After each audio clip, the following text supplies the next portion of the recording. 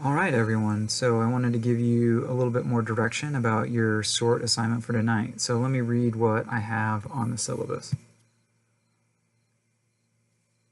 So here you're going to read Deborah Brandt's article, Sponsors of Literacy. And then I say, find what you consider to be the 2 or 3 main concepts of Brandt's article. Then write down quotes where you think these concepts are being conveyed.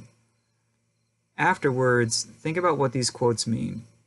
How do you know that these quotes are important, and why do these passages stand out compared to other ones?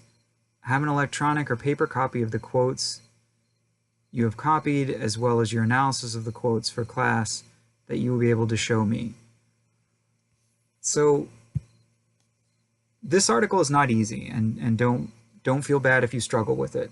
And when I say to find the important quotes, I'm not saying that you have to know exactly what they mean. You just need to know that those quotes are important.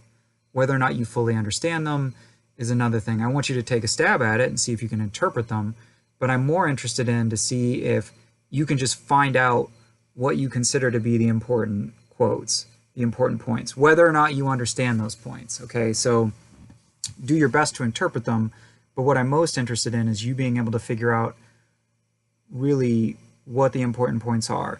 And then I want you to tell me, okay, why did you think that this quote, why did you think that this point was important? And I'm not in any way trying to trick you. I mean, it might be an obvious answer. You might say, well, I thought this quote was important because it was italicized. Or I thought this quote was important because it was offset from the rest of the text and in a bigger font. I mean, it can be something that obvious. But what about the placement of the quotes? What about the format of the quotes? What about the content of the quotes? For example, does the quote start off with a transitional phrase that says, most importantly, blah, blah, blah? What about those quotes in terms of placement or format or content led you to believe that they were more important, or that is where Brandt was laying out the key parts of her argument? So find those quotes. Tell me why their placement led you to believe they were important, and then also take a stab at trying to figure out what she's saying. Try and paraphrase it in your own words. Do that for me in 300 words. Have a copy that you can show me in class and that you're prepared to read from, and I'll see you then.